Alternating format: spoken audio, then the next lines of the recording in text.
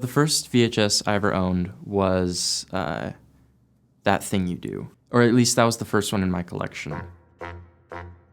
Hi, my name is Brennan Shetler, and I collect a lot of VHSs. I think right now we're running at 127,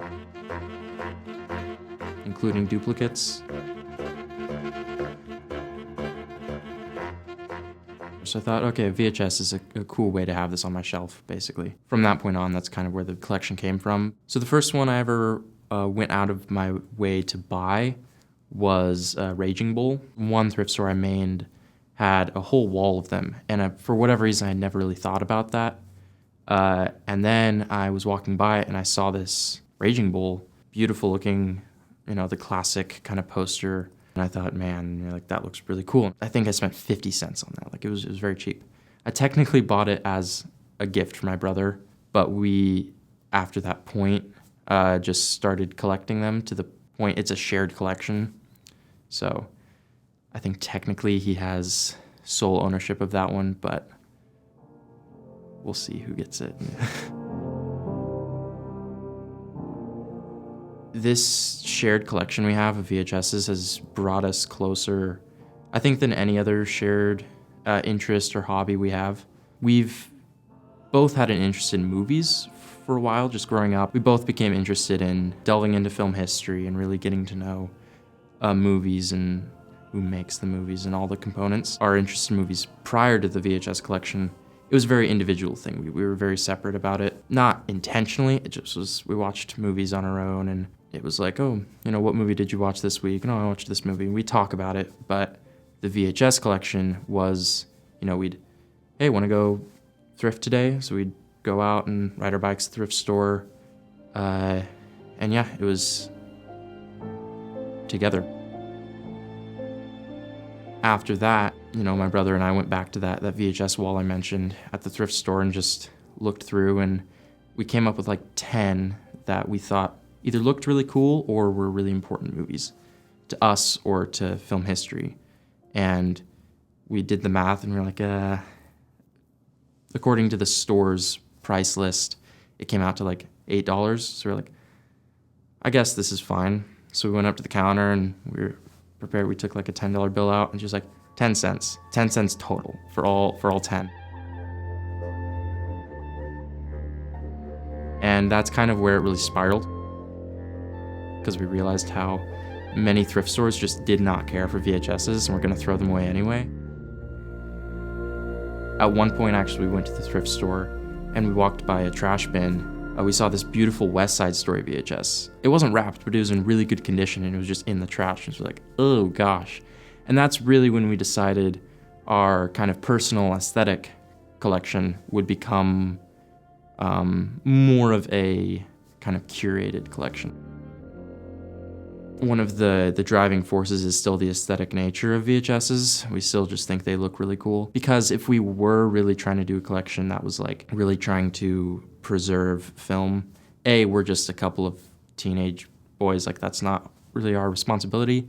And VHSs are not very great quality, ultimately. The intent of our collection is not to get movies to watch. It's just like, this is a copy of a movie we like, and the copy itself looks cool. And also, if it comes down to it, we have Goodfellas on VHS. And we have a VHS player set up with a TV. And we've watched Jurassic Park, Raiders of the Lost Ark. We put a few of them in, and it has a really cool feel. It's very nostalgic. There are still a few white whales of mine that I have yet to find.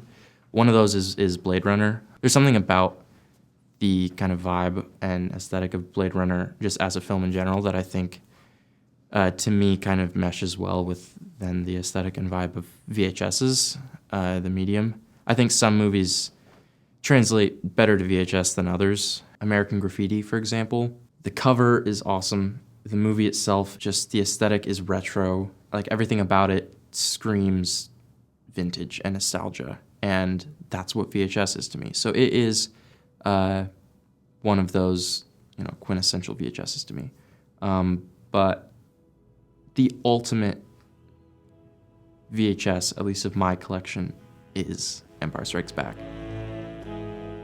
It's cool. It's a very historically significant movie. It's a personal favorite movie of mine, but also it's a version of the movie that isn't as widely available now. Like it's the version of Empire Strikes Back that still has the closed Cloud City windows, and there isn't the CGI. It's still the practical original effects, and it also has, original Palpatine, the old lady in the plasticky mask. I think the same part of me that really loves the nostalgic feel of VHSs is the same part of me that loves original versions of the original trilogy of Star Wars and kind of all that the visual effects especially represent in those movies.